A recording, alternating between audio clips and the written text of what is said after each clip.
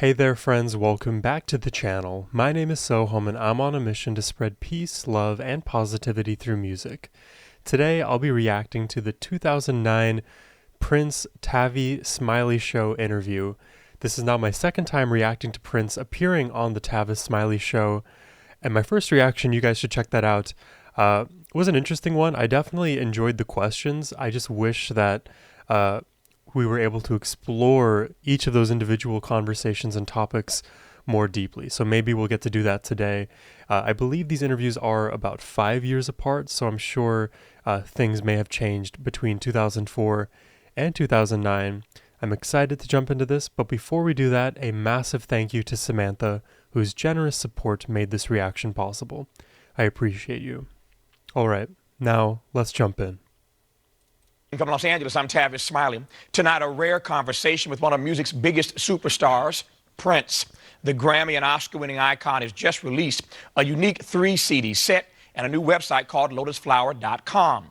The critically acclaimed project features all new songs, including several from a talented young artist named Bria Valente. We'll get Prince's thoughts tonight on a number of subjects, including the state of the music industry and how the digital age is impacting everything from content to compensation. We're glad you've joined us. I'm very curious to see how this translates now to 2025 because, my God, the digital world has changed. Conversation with Prince coming up right now.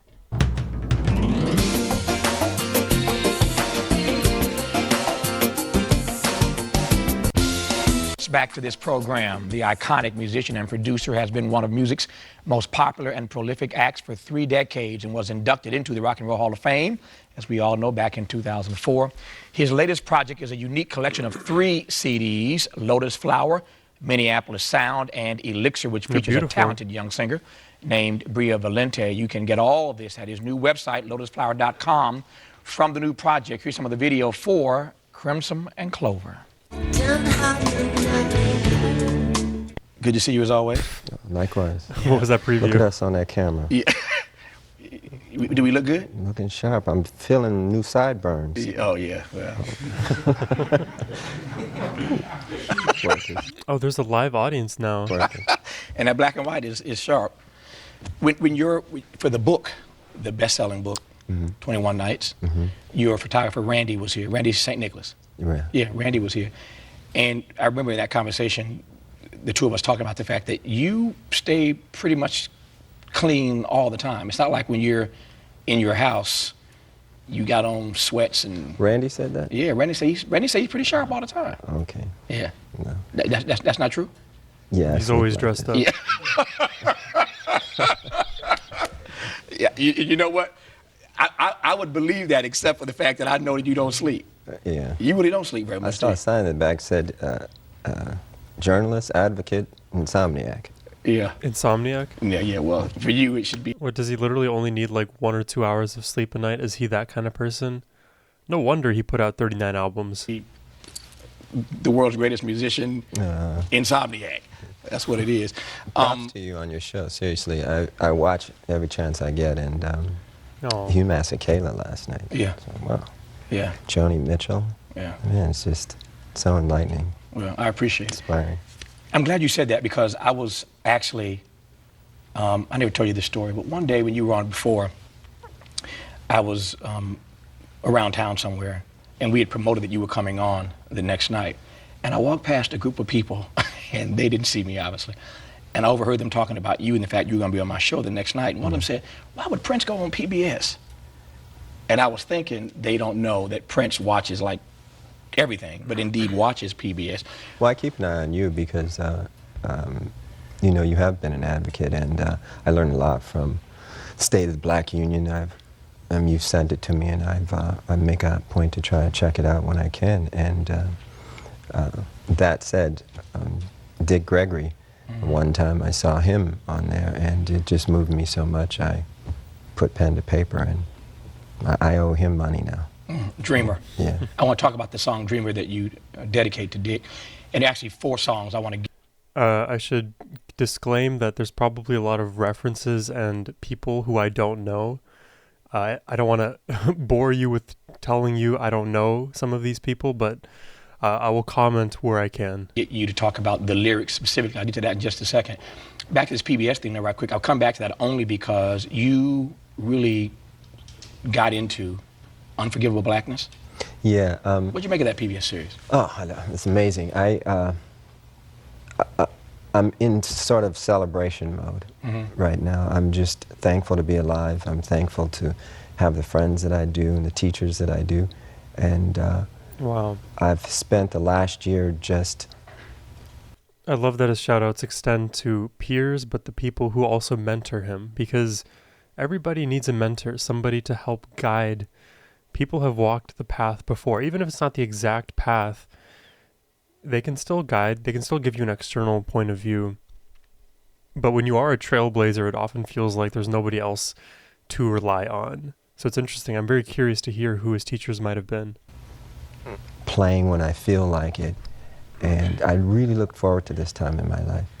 And I happened to come across that show, Unforgivable Blackness, and the story of Jack Johnson just moved me to no end. One of the reasons is that he had to deal with seemingly insurmountable odds all the time. You know, if he would knock somebody down, people from the audience would get into the ring and pick him back up, you know, so they could continue fighting. Yeah. And Definitely have never heard about this show. I just related to it on a lot of different ways. I was, I've never spoken about this before, but I was born epileptic. And I used to have seizures when I was young. And my mother and father didn't know what to do or how to handle it, but they did the best they could with what little they had. And my mother told me one day, I walked into her and said, Mom, I'm not going to be sick anymore. Wow. And she said, why? And I said, because an angel told me so. Wow. Now, I don't remember saying it. That's just what she told me. And from that point on, I've been having to deal with a lot of things, getting teased a lot in school. And, you know, early in my career, I tried to... You know what, the epileptic thing, you wouldn't, like, believe that, honestly, given his stage performances. The flashing lights, the colors, the amount of stimuli. It's very impressive. Been teased a lot in school. And, Prince you is know, blessed. early in my career, I tried to compensate for that by being as flashy as I could and as noisy as I could. And, you know, I just looked, again, I look forward to this time in my life when I could reflect back on it and talk to people like yourself, Dr. Cornel West. I mean, when you all come over to the house and we sit and we just talk about heavy things, I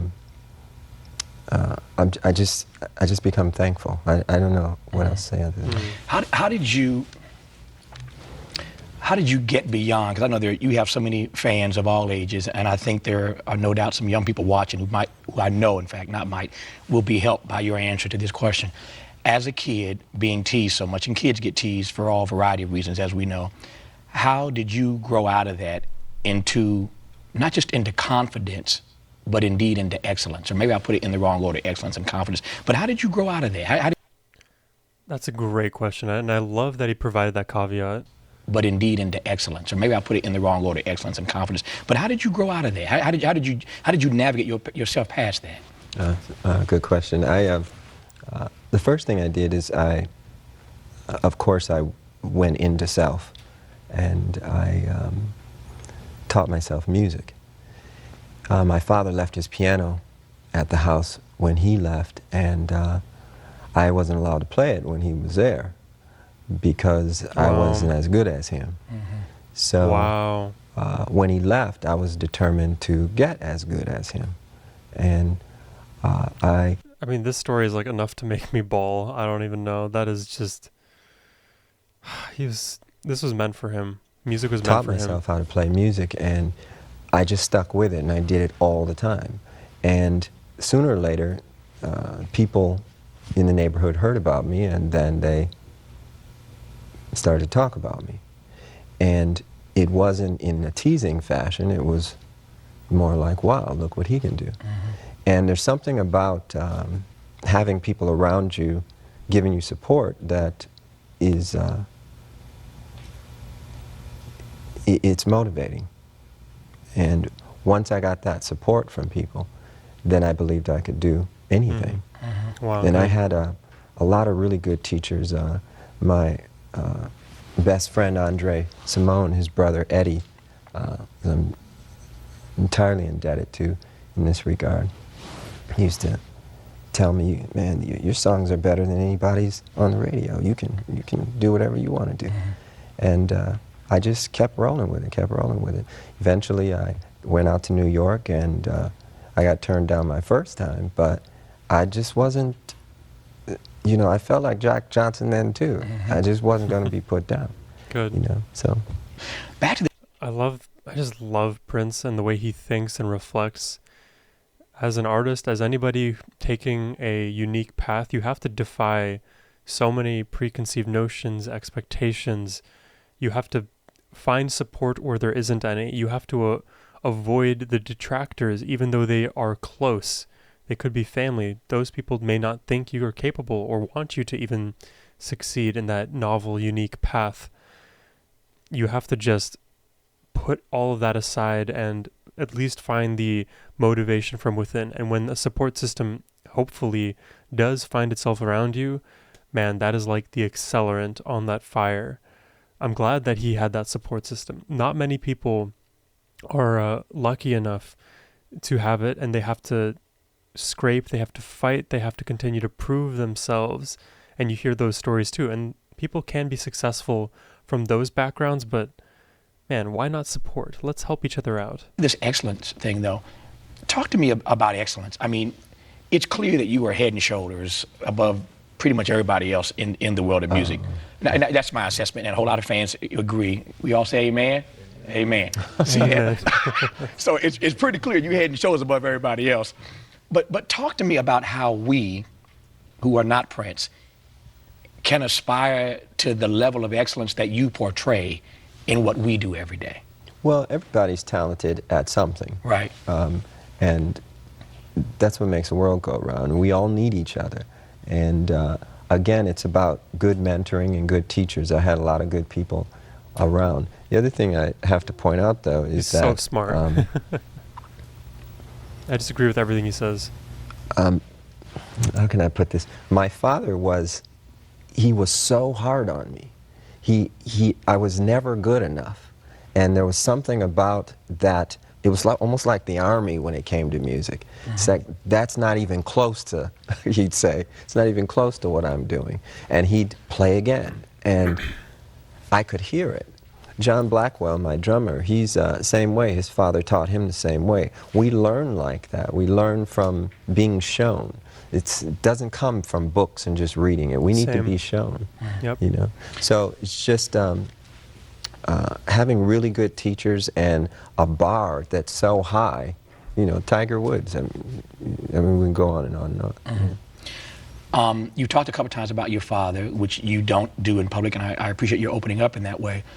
Help me understand how, I'm trying to juxtapose, knowing you as I do, everything about you is love. You create love in the space that you occupy. When folk come into your world, they feel the love. Love is in your lyrical content. Your whole life is about a love of humanity. I'm trying to juxtapose how you got to this place of being love when you have this relationship with your father that obviously didn't always exhibit love. You could be a very mean person now. Why not? Well, These are good questions. Tavis is killing it. I have a mean side. Yeah. Yeah. Let me back up there. Yeah. Yeah. I can go there. Yeah. You know, I'm a fighter. I'm very competitive. I think People don't get interviewed in this manner, I feel like, on TV nowadays. Not that I watch TV, I primarily will watch YouTube and interviews there. These are deep questions, and of course, Prince being this successful, being this iconic, I just want to know his answer and his answer alone. I think from him being so hard on me, that the one thing I got out of it is I understood that in his harshness, he wanted me to excel. He used to say things like, don't ever get a girl pregnant. don't ever get married, you know, don't this, don't that. When he'd say these things, I didn't know what to take from it. So I would create my own universe. And my sister's like that. A lot of my friends are like that, the ones that I still have, you know, early musicians and things like that. Creating your own universe is the key to it, I believe, you know, and letting all the people that that you need occupy that universe. I wonder what he means by that. I don't think he's talking about escapism here. The way I'm interpreting his creation of a universe is the careful curation of one's own life. That means the behaviors you kind of do every single day, the thought patterns you have, the environments you choose to surround yourself in, or the people you choose to surround yourself with, the environments you choose to inhabit. These are all choices once you become an adult. So in a sense, he is at that point creating his own universe. That you need occupy that universe. To your friends that you referenced a moment ago, how have you chosen, how have you decided to maintain the friendships that you have maintained over the years? And what's your barometer for knowing whether or not those friendships are beneficial? Does that make sense? Yeah. Yeah. You can tell whether they're beneficial if someone's respectful of you. You know, respectful of you when they're not around you. I find that most people are pretty respectful in front of my face. When they're not around me, sometimes you hear them say some pretty hurtful things. And I don't know if they think it won't get back to me, or if I don't care, or if I think I'm above it, or whatever. But I remember them as I remember them. And we were in love then, we should be in love now. It's a hurtful place, the world in and of itself. We don't need to add to it. And we're in a place now where we all need one another. And it's going to get rougher. So I kind of hope that, I hope people, when they hear that, they don't think that I'm going to lash back out at them, because I'm not like that. I've never done that. No, I've heard a lot of things from a lot of different people, a lot of pretty famous people, a lot of journalists. A lot of my work is judged based upon my personality or my past work as opposed to where we are now. And I don't know, it is hurtful sometimes. Yeah. How difficult to is block it out the noise best you can to live in a world, in the earlier point, which I take I William Prince, point, the bro. world is already mean enough. We don't have to add to it. But how do you contextualize emotionally having much of your work judged by your personality rather than on the merits of the work? Well, one reason is because I like criticism. I like constructive criticism from smart people. I'm thankful enough to, or blessed enough to be able to say that Miles Davis was a friend when he was alive. And he was a wonderful mentor and really, really funny, you know. And he could critique something you've done by humor, you know, and out of love, That's rather good. than... This is something I need to improve on. I don't know what tools or techniques. I should probably just listen to Prince here, but I wish I was able to critique things in a more loving way. Not that I'm like spiteful or, you know, negative, like you guys see my reactions, but it's harder for me to like exhibit that air of love when I don't prefer something a certain way and I have a suggestion. I would like to improve that somehow. And just, you know, just call you a punk and just say, you know, just dismiss you. He wasn't like that, you know, because people he cared about, you know, he tried to help.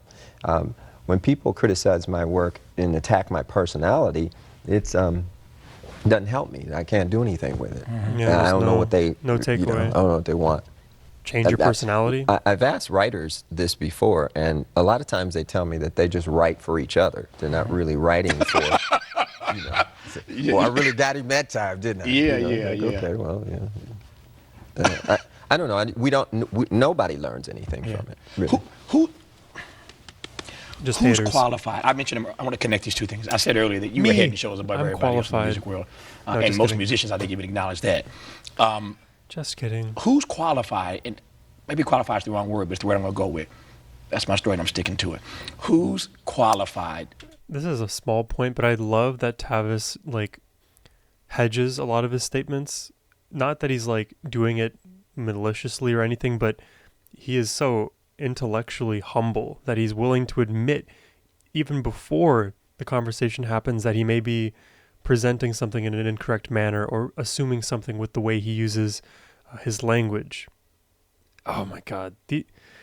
Is this what we're losing out in the year 2025? All of these just pleasantries and very constructive ways to handle conversation. People don't know how to talk anymore. To critique your stuff these days. You mentioned Miles Davis. Who's qualified to critique you? Oh, anybody. Music critics? Fans? Other artists? Yeah, I don't mind anybody. If they do it with a sense of love, if they're trying to, show me something about the work that, they really feel is important for me to know. And I don't see a lot of that in journalism today. Most journalists are just lazy. No. Yeah. Yes. It's But if you said you like being critiqued and you love constructive criticism from smart people, how do people critique you if you are so ahead of your time, as you have proven to be consistently? If you're so ahead of your time, how can they critique what they ain't even caught up to? Because listen, if they don't feel People what always I'm detract. doing, they're going to let me know. If it's somebody I love, they're going to tell me they don't feel it, and they'll Right. tell me the reasons why. And I can appreciate that. I write all the time. I record all the time. I want to go back to Jack Johnson because he's still in the back of my head. I can't get him out of my head where this conversation is concerned.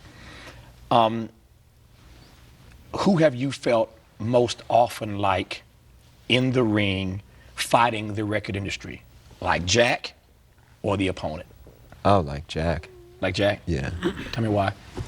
Well, because I knew I was right. So in this analogy from the show, Jack was the guy getting hit, punched down, beaten up a bunch, and then kept getting back up kind of thing? We talked about this in our very first interview and conversation together. It's obvious now that artists are supposed to own their master recordings.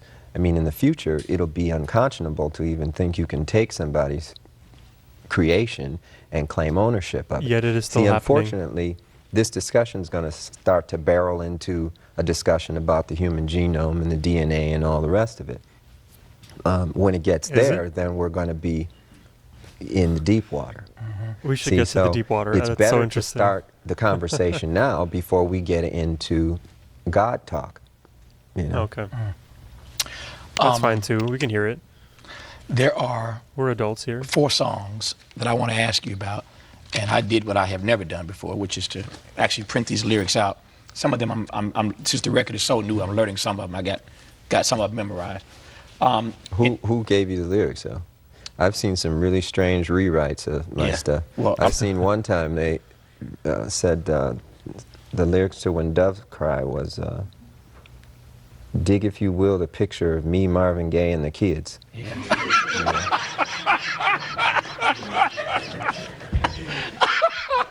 Well, you know what? And then there was another one. This person will go unnamed. Yes. She didn't speak the English language too good. Right. She had a really cute daughter, so that's why we was acquaintances. Yeah. But she swore up and down, Little Red Corvette was pay the rent, collect. Yeah. Well, you know what? So you need to let me check that. Yeah, first. yeah, I don't know these. I'm a fast learner, so I'm not going to read none of these on the air. I'm just going to ask you about the songs and about the lyrical content. And for those who don't have the record, you can go to lotusflower.com and get it. and follow along at home. Even if you're 2 or 3 days late, you can play this back and follow along. In no particular order, since we mentioned Dreamer first, tell me about Dreamer. Oh, well, when I saw the State of the Black Union, Dick Gregory really moved me and a lot of my friends. I show it to everybody that comes over the house, especially white folks, because they need to hear that, you know, so that they know more about all of us. Because what he said affects all of us. He said something that really hit home about this phenomena of chemtrails. And Chemtrails? Are we getting into conspiracy theory land? Which, like, I don't know y'all's perspective on all of this. I'm not going to make any judgments of my own, but I remember learning about chemtrails back in, like, early 2012, something like that. I don't remember how it was debunked. It was something to do with, like, the way that farmers deal with their agriculture, and the name Monsanto came up, and there's a whole dialogue tree I'm sure we could go down. Interesting to hear that come up here. Phenomena of chemtrails. And, you know, when I was a kid, I used to see these trails in the sky all the time. And say, oh, that's cool. A jet just went over. And then you started to see a whole bunch of them. And the next thing you know, everybody in your neighborhood was fighting and arguing, and you didn't know why. Okay? And is that one-to-one? And you really didn't know why. I mean, everybody was fighting. So he started riffing about... Have you guys seen the movie They Cloned Tyrone? It's worth checking out. There's a lot of, I guess, similarities to what Prince is talking about here, and the concepts evoked in that movie. The chemtrails. And he started to say things that hit home so hard. And I would recommend that everybody try to get what he said online or wherever and try to get a copy of it and just listen to it. Because I was so moved that I had to write the song. The other thing is the first line of the song says I was born on the same plantation in the United States of the red, white, and blue. And we live in a place now that feels just about like a plantation. We're all indentured servants. You know, when I found out there were 8 presidents before George Washington, I wanted to smack somebody. You know, I wanted to know why. Is that real? I've never heard about this. I was taught otherwise. Just tell me the whole story. I'll fill in the blanks, but don't tell me something that you think I'm supposed to know. We're indentured servants, and we got a black president now? I don't vote. I have nothing to do with it. I got no dog in that race. And for those who would cuss me out and slap me in person if I didn't ask you why? Well, the reason why is because I'm one of Jehovah's Witnesses, and we've never voted. And that's not to say that I don't think Barack Obama, President Obama, is a very smart individual, and he seems like he means well. Prophecy is what we all have to go by now. It's very interesting. I did a sold-out concert in London. Prophecy. We played 21 nights in a row, and all the concerts were sold out. When I would watch television over there, and you'd see the United Nations feed, the direct feed from the United Nations, you'd hear them talk a lot about religion. You'd hear the Bible mentioned constantly. This is not what we're used to in the United States. It's almost as though there's no need for God and no need for religion and justice in politics. So there's supposed to be a separation of church and state over here. Just like piggybacking a bit off of Prince's point there, it is quite crazy to actually think about the idea that most of the news that we consume in the United States and just like let's say in Western nations is very vastly different than the news and the experiences and the dialogues that are had outside of the United States, call it, let's say, the East. And, you know, I don't even know which way I want to take this, when it comes to like large nation states, it is very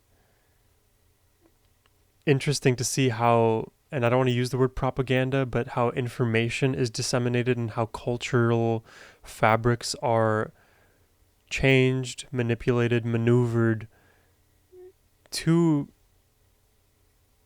I guess, motivate a specific kind of change in the population.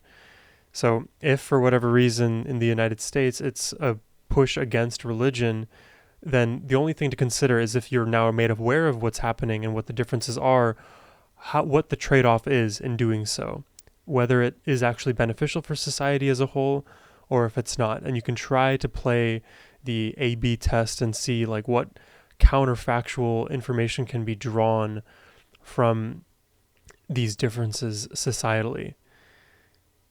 It does beg the question, though, why certain decisions were made this in the way that they were. And part of my conspiracy brain thinks is like, there's a cabal at the top that's moving our society one way. And the other part of me thinks, well, I think these nudges oftentimes happen at a very micro level, and it's a death by a million, billion, trillion cuts. And slowly but surely our society moves the way that it does, and it's hard to find the root cause. And we are where we are now, and it's up to us to have the wherewithal to recognize that our position is either good or problematic and do something to reconcile and ameliorate the situation. It does become challenging, though, when the systems are so large and almost intractable that any one person would have a multitude of lifetimes of difficulty to parse the problems out. That's why you require visionaries. That's why there are people who stand above the rest, who can see atop the tower and realize a lot of this society that is constructed. It isn't the way it should be. Whoever has that knowledge and power, use it responsibly and help us all out. We can't have a separation of state and morality, though. And, you know, songs like Dreamer and even Feel Good, it's the same thing. I got good news and bad news. The bad news first, since I like ended on good news. The bad news is I'm out of time for this show. The good news is I think that if I lean on my friendship, I might be able to get Prince to stick around for like another 12 minutes. And if you tune into this program tomorrow night, we can finish our conversation. It's never over, but we'll continue it, talking about these other 3 songs from the new CD, Lotus Flower. At lotusflower.com you can get. I want to ask you about these other 3 songs tomorrow night, and then this fine artist who he referenced earlier. You can take fine any way you want to take it. This fine artist he referenced earlier in this conversation, Bria Valente. Oh. Yes.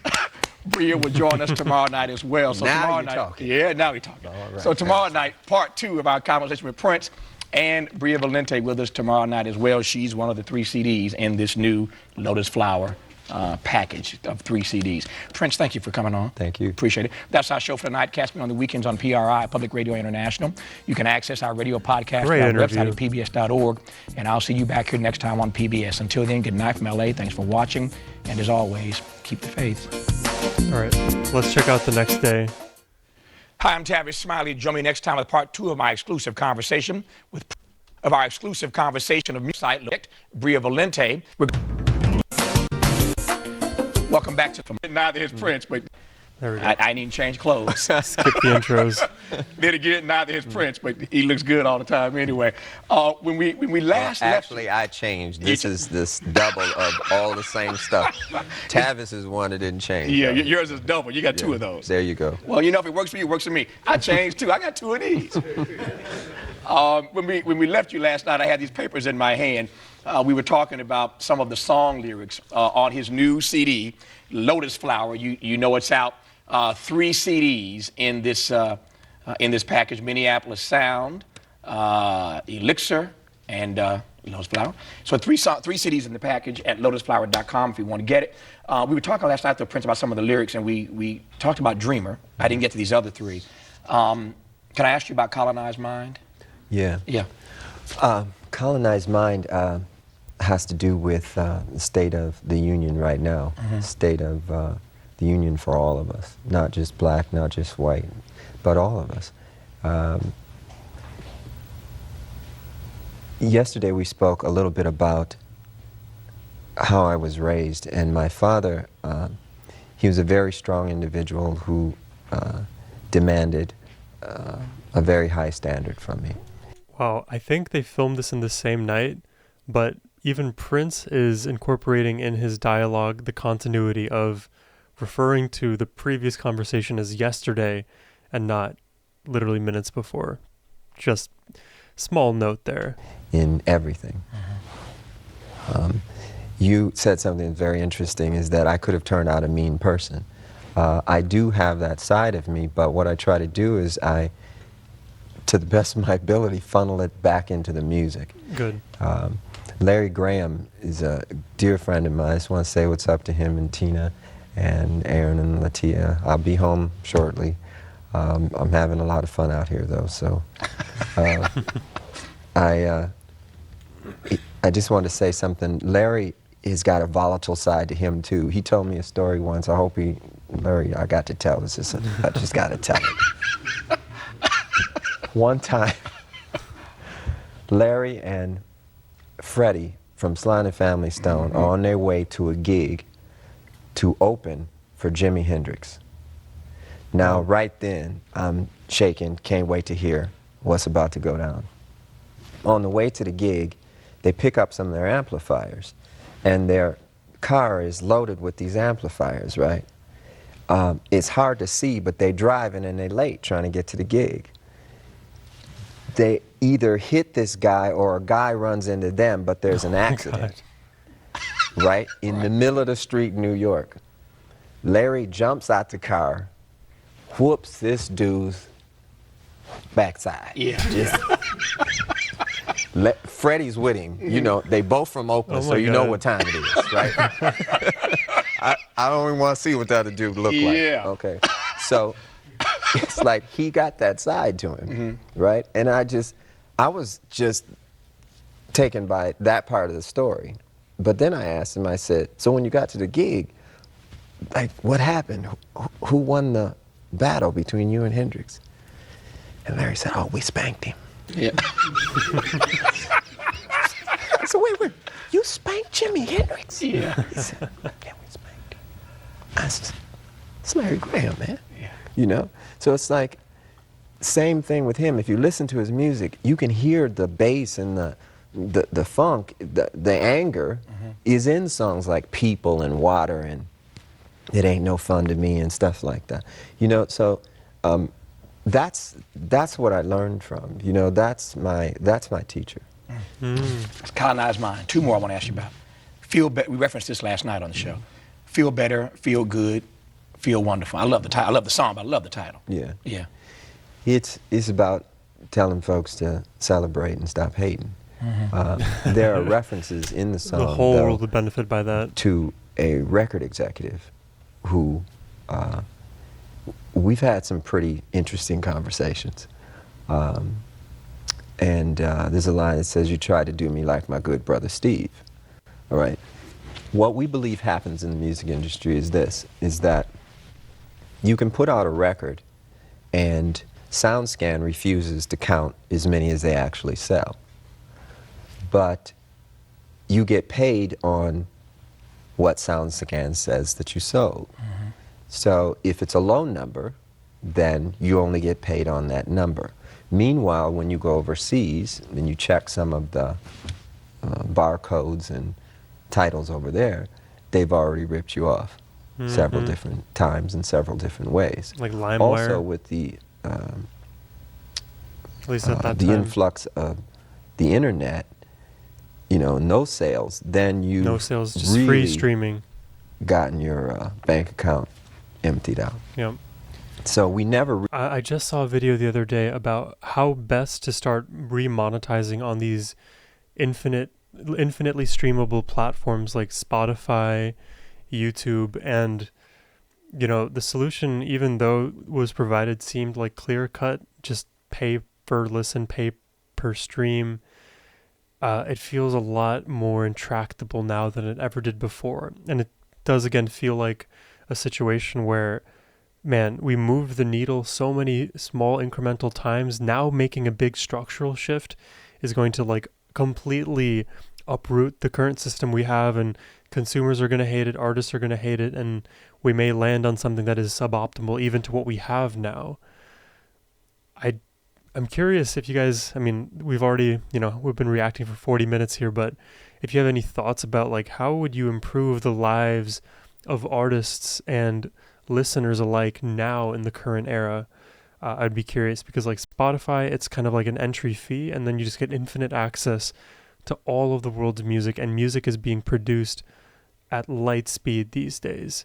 So you have to like fight, you have to market, you have to produce, you have to write, you have to do everything as an independent. It's not sustainable, and it's not the way that art should be. Just my 2 cents.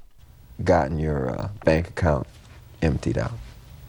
So we never really knew what Purple Rain sold. I don't know to this date. I only know what they tell me. We're right. conducting an audit, but who knows? A whole bunch. Yeah. We suspect. Yeah. Old school company on Minneapolis Sound. Full independent. Best way to do it. That's just an ode to how I grew up and what we used to listen to. And there's a few current references in regards to bailouts given to, banks and things like that. Whereas there's a lot of us, in the hood still going through the same stuff. Now, it's interesting, I don't live there anymore, but I have to take care of a lot of people that live back there. And it'd just be best to, I hear a lot of talk about redistribution of the wealth and stuff like that. It'd just be best to let us try running things on our own for a minute. Give us our master tapes back. Let us sell just like you sell. If you go to the internet, you'll see artists with 51 million hits. They say there's like 200 million people on MySpace. That's a nation, okay? I would shudder to look at their bank records, with the music that goes through there. Depending on one's perspective, the sad part about it all is that the situation is worse. And it's clear that Prince foresaw those things. He was experiencing those things. And now it is infinitely worse.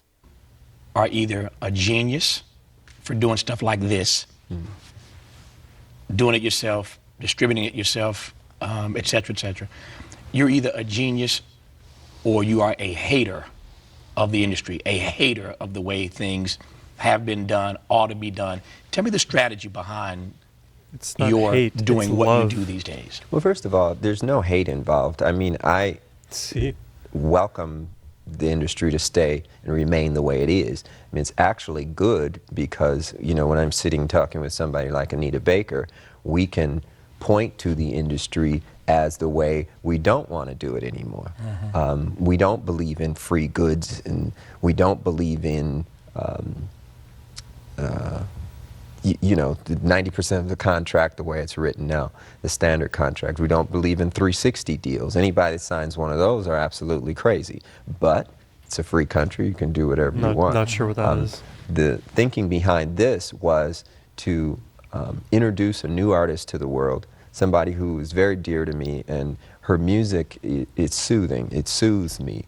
I'm not a big fan of male vocalists.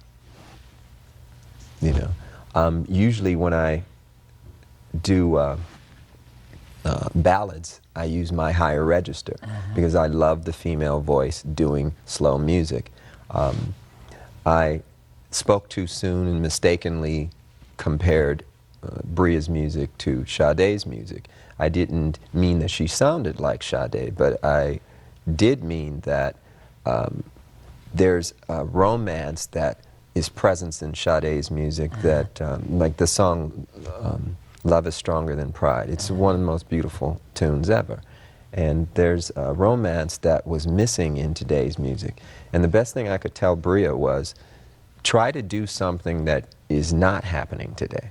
Try to get into a niche, because you have a beautiful voice, but you've got to do something with it that you don't hear. And that's what she's done. And it's one of those sleeper records that, if people play and listen to all the way through, she got you. Why am I not hearing a lot of this on radio? I think it's because I'm not signed with a major label. Target. Dude, I'm gonna fight a major label in like 2 days, I swear. I think it's because I'm not signed with a major label. Target is not a record company. They're a distributor and a retail store, and a very good one at that. 30 million people go through their stores every week. So they get a chance to pick up the Lotus Flower record. He went through Target, a distribution center, basically, instead of record labels. That should tell you everything you need to know. The beautiful thing about the relationship is that they're treating us like any other record company. They buy the same amount and they pay the same price. So, you know, we've done quite well already. W Target. Bria's taken care of, I'm taken care of. I hope to do more deals like this with artists like Anita Baker and John Blackwell, Rhonda, and Renato. We're trying to work on some jazz things right now. But time will tell. It was pretty amazing to me, though, that without radio, it's just me talking, without radio airplay, with a singular distributor, you end up missing #1 when this thing dropped by it's like Maxwell Smart missed it by that much. Yeah, that was serious. Well, there again, you know, that's when the fighter in me comes out, and right. you know, I think about Jack Johnson knocking somebody down 3 and 4 times, and then they still say he lost the fight or something. You know, it's SoundScan said that it was #2. Other charts say that it was #1. So it doesn't make a difference to me one way or another. What makes a difference to me is that history is told truthfully, and that's not always the case. I love golf and basketball and sport and boxing especially because it's mano a mano, and we hold our own at the box office. It would be wonderful if it was on the radio. It's shocking that it's not. There's stuff on there, all of Minneapolis Sound you could put on the radio tomorrow, but there's some resistance to it. You'll have to ask your friends at radio. The few I've asked haven't given me a straight answer yet, so I don't know. If you had a station or a string of stations that you were the program director of, owner and program director. And to think they're suppressing Prince. Oh, that is insane. And there's so many others who are below Prince who are getting worse treatment. What would it sound like? I would just want it to be good music, and I'd want it to be littered with artists who own their master rights, because without that, they don't own any wealth. They can't put back into their community. There's very few artists that do own their masters right now. When that changes in the future, you'll see more radio stations being purchased. You'll see airwaves changing ownership rapidly. Because you obviously are, you told a Jimi Hendrix story earlier, and because obviously you are the greatest, one of the greatest guitarists of our time. Man, I like this show. No, what do you mean?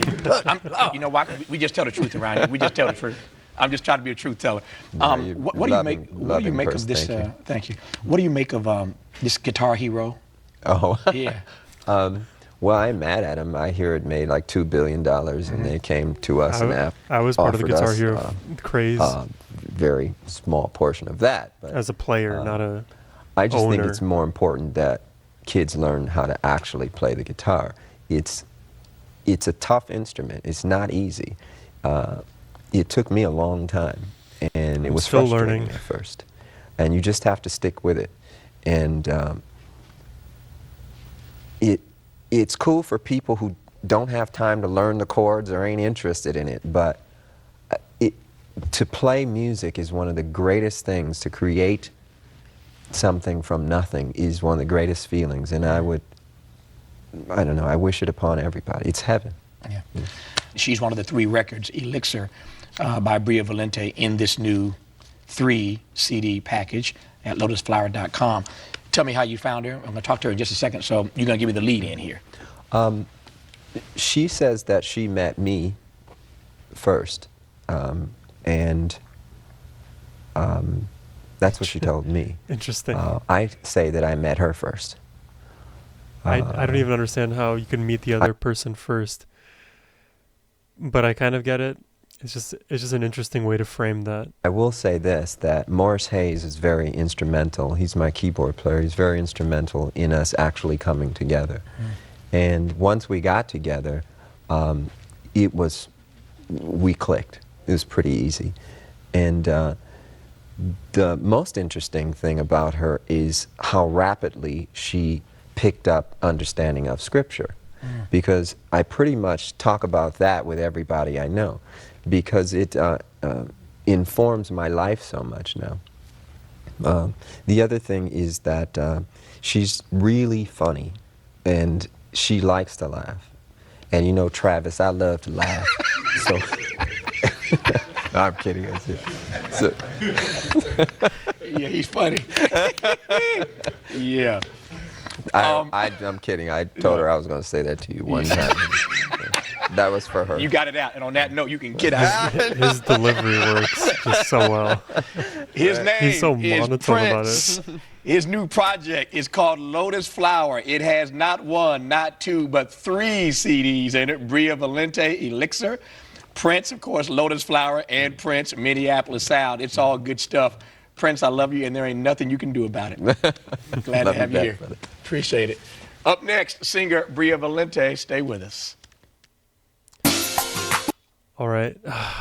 Jesus, I was about to cry laughing right there. Also a little bit sleepy right now. But that was a fun one. I really, again, I love to dive deep into the mind of Prince. Pretty much everything he's saying resonates with me, and this is a 40-minute video. Now the reaction's about 51 minutes.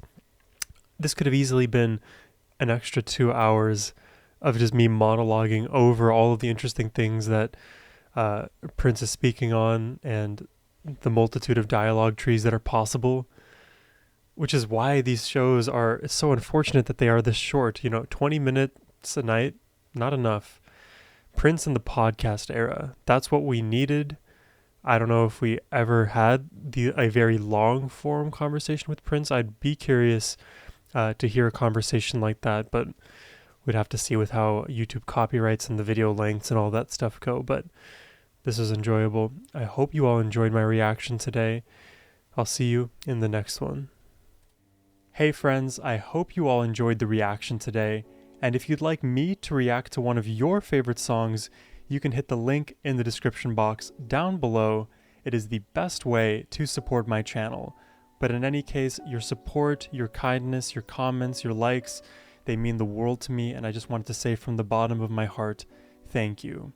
And as always, my friends, have a wonderful rest of your day. Take care, and peace.